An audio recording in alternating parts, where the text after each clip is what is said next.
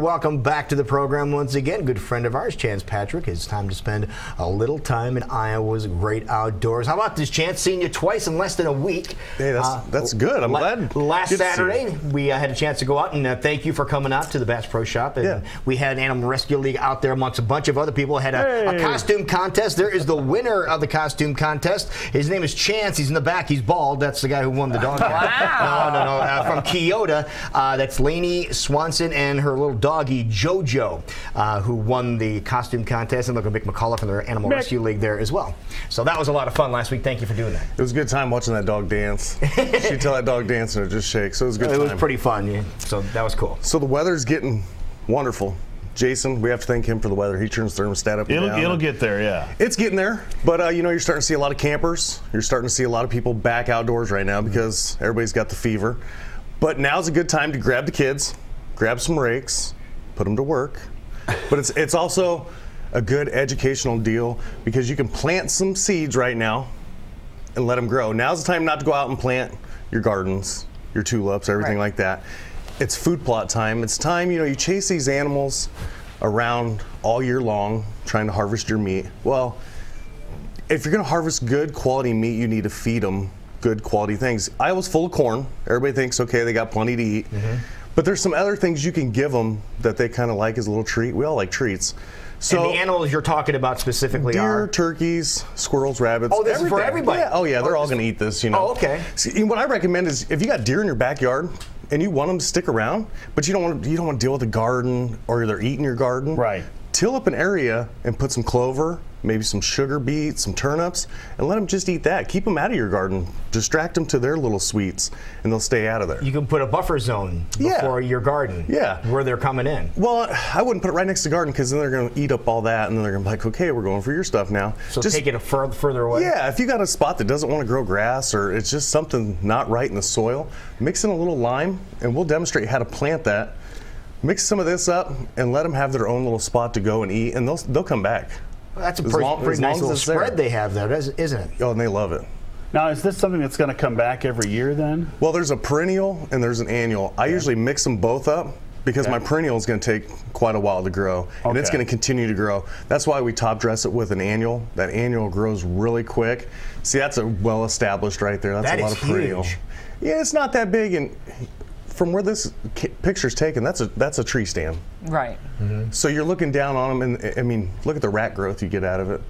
So it's really good to have these, and it helps with their health. It gives them a little extra, and but there's plenty of ways that you have to grow this. Yeah, and you can eat those yourself. So do they just yank those out of the ground? They eat the tops off. Eat the tops off. Okay. You'll find a lot of farmers plant those. Okay. After season for the wintertime because it breaks that soil back up. Okay. Because the soil gets so hard, so dense, they'll come in and plant the turnips, and that stuff grows so big that it's breaking that dirt back loose. Okay.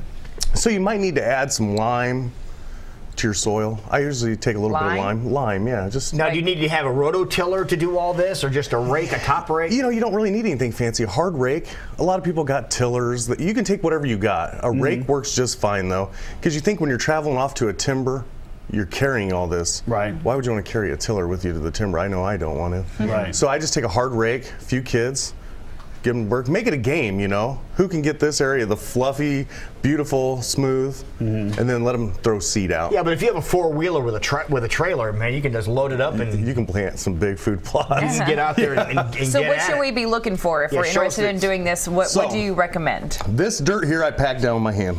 It's nice and hard. Okay. So you take it. Get this out of the way. Is there a specific brand you enjoy, or anything made in Iowa? Okay. That's what, you know, Iowa products, I figured they know what they're doing, you know, for our temperatures. So if you take this seed on hard ground, throw it on there. Okay, so now it rains, washes it all down the bottom. This soil I packed by hand. So I like to take it, this is my rake, get it all nice and fluffy, but you don't want to plant it. It's like a 1/4 to an 1/8 inch of, you only want that much of the seed in the ground. So just rake the top off. You don't want it super deep in the ground. No, because then you just get long stems. Okay. And they don't want stems, they want foliage. Right. So you get this all broke apart, get it nice and fluffy, and then I come in with my seed, and we're going to plant this, and I'll be putting updates on Facebook of this growing. So you get your seed broadcasted on there. I like to put a lot of extra seed. Just to make sure. Well, yeah, some of the seed's not going to grow. You know that. So, okay, so now our seed's planted. And then you need to come back with your rake again and just lightly harrow it in. Just real light. Just real light. Just enough to get the seed soil contact, because that's where a lot of people, they say, I planted a food plot, nothing grew. So this is what it looks like here then. Okay. That's all mixed in. That's good. You can see the tops of the seeds on some of them. That's fine. That's fine. Okay. Yeah, I always go back and throw a little bit extra on top because the birds are going to come down. They're going to eat it. I mean, it's seed. They like seeds. So once this is going, your annual is going to come up really quick. It's going to look splotchy because you got your annual perennial mix. So you're going to have all this growing, but this is going to start dying off, and then you're going to see new sprouts of that perennial. That perennial is going to keep growing and growing and growing.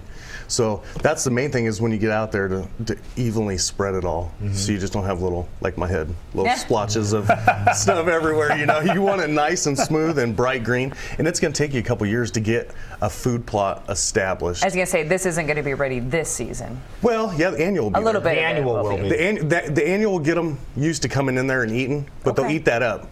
But by the time that's all ate up, hopefully your perennial's established and growing. Then they're coming back for that, and that will continue to grow. But so you just have to do this one time, or do you have to redo it the following year to bump it up a little bit? I always do it every year. Get that annual going again while your perennial's still kicking back up.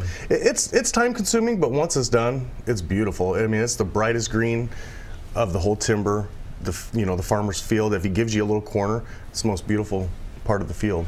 All right, so a little bit of effort could be worth it. Oh yeah, it's definitely worth it. All so right. and plus you're feeding what you're eating. And how big of an area, because we took a look at that one camera shot, but how big of an area do you think it would be a good size, like footage-wise, or how deep and how wide? It depends on how many spots you have. I prefer smaller clumps because I like to move. Smaller clumps, about how big then? Oh, 20 by 20, 20 by 30. Okay. Yeah, I like to move around, so I give them a little taste here, kind of just put it all over. You know, they're going to graze through, and they're going to eat on every one of them. So they don't just plant one big one, they eat it all down, then what are you doing? Because you can use that, what you won't plan on doing, determine how much seed you're going to get. That's why I asked that. So you can use that numbers, and you can use the mathematics and because one bag does a quarter acre. That's a lot of area, so you can spread that out. Plus, you're adding other seeds with that. You're just not planting this one thing. Okay, so, perfect. And where do you get this? Just Hunter Specialties online, Bass Pro Shops, any of the stores have it. Okay, so perfect. All right, and if people want to follow along with your activities? Chance Patrick on Facebook. And this will be growing. We're going to be posting pictures of it. So I will keep an eye on that. All right, well done, young man. Have a good weekend, man. Thank you. Be good.